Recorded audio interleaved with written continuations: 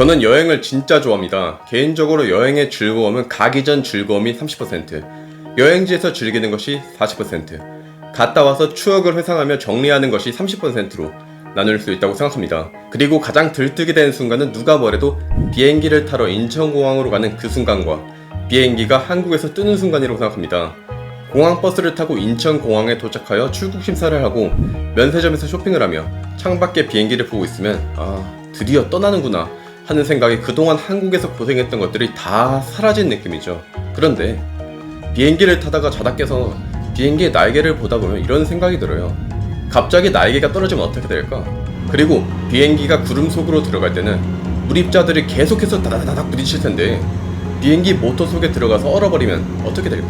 또 기장이랑 승무원들은 뭘 하면서 시간을 보내고 있을까? 이런 실없는 생각들을 하다 보면 금세 여행지에 도착합니다. 우리는 비행기를 타기 전부터 온갖 보안 검색을 하고 치약 하나 가방에 넣고 있어도 안 됩니다.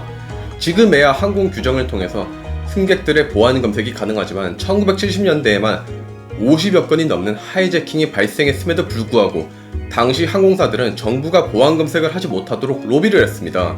승객들이 보안 검색을 되게 불쾌했으니까요. 그러나 이로 인해서 엄청나게 많은 비행 발생합니다. 우리나라도 테러가 발생한 적이 있습니다. 1971년 당시 22세 청년 김상태가 대한항공 여객실로 월북을 시도한 것인데요. 김상태가 조종실에 폭탄을 던지며 기장과 부기장을 비롯해 승객들을 위협한 사건입니다. 대치 과정 중 김상태가 던진 폭탄을 부기장이 몸을 날려 막아내며 사회적으로 큰 반향을 일으킨 일이 있었죠. 예비군들은 이런 이야기를 자주 들어보셨겠죠. 훈련 중 수류탄에 몸으로 막아낸 부사관의 이야기, 이런 게 실제로 있었다는 게 놀랍습니다.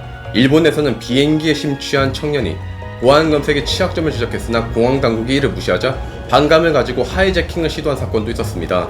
손자는 싸우지 않고 적을 굴복시키는 것이 최상의 전략이라고 했습니다. 비행 상황에서 일어나는 테러들은 맞서 싸우기보다 사전에 방지하겠죠. 범들은 치약, 로션, 음료와 배터리와 같은 것들로 폭탄을 만들어 비행기를 장악했고 수많은 희생이 있었습니다. 지금의 항공 규정들은 많은 사람들의 희생으로 만들어진 거죠. 미 연방 항공국은 말했습니다. 모든 비행 규정은 피로 쓰여진 것이다. 그런데 하이제킹 그 이상으로 비행기에서 직면할 수 있는 가장 위험한 상황은 의외로 기내 화재입니다. 1973년 브라질에서 출발하여 파리로 접근하고 있던 여객기 한 대가 있었습니다. 착륙 2시간 전 누군가가 화장실에서 피고 쓰레기통에 버렸던 담배 한 개비가 화재를 일으켰습니다.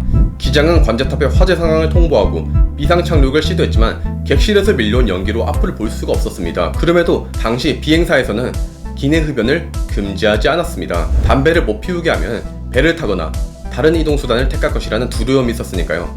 이득을 위해서 안전을 버렸던 시대였습니다. 모든 여객기에서 흡연에 대한 전면 금지는 1990년대 말이 되어서야 이루어졌어요.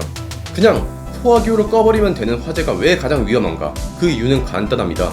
화재가 발생했을 때 살아남기 위한 가장 효과적인 방법은 현장을 벗어나는 것입니다.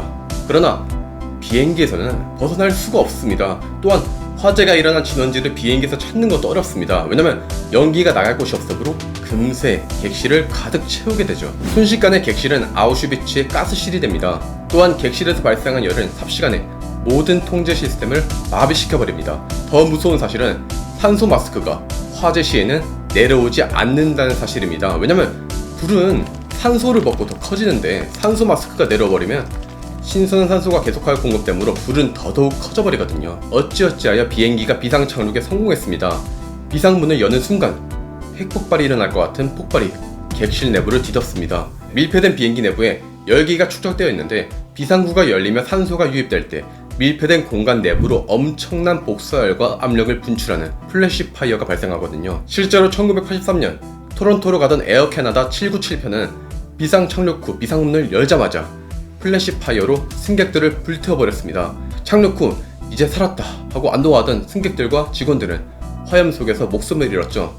이 영상은 대한항공 A330의 기장으로 근무하시는 김동경 기장님이 1994년 비행을 하며 정리했던 주제들을 모은 웨일북의 플레인 센스를 바탕으로 만들어졌습니다. 비행기가 뜨는 기초적인 과학 원리부터 비행기의 전자장비실, 조종실, 그리고 승무원들의 전용 공간에 대한 이야기, 세계 최대 항공 제조업계들 간의 경쟁과 같은 궁금했지만 제대로 알지 못했던 이야기들을 하나하나 흥미롭게 전달합니다. 망망대해를 안전장치 없이 비행기에 숨어 타고 건너가던 밀항자들에 대한 이야기, 그리고 비행기가 테러범들에게 장악당하여 대중시설로 돌진한다면 이 비행기를 격추시켜 최대 다수를 위한 최대 행복을 실현시켜야 하는지에 대한 물음을 던지며 비행을 접목시킨 인문학적 통찰 역시 제시하죠. 무엇보다 진짜로 책이 지루하지 않습니다. 저는 이 책의 가장 큰 장점이 높은 몰입도에 있다고 생각합니다. 간결한 언어로 교신을 해야 하는 기장님이 쓴 책이라 그럴까요? 중언부언하지 않고 아주 간결하며 읽기가 좋고 흥미진진합니다. 특히 항공사 취업을 염두에 둔 분들께는 큰 도움이 될 것이라고 생각합니다. 여러분은 비행을 하며 여러분이 탄 비행기에 대해서 얼마나 알고 계시나요?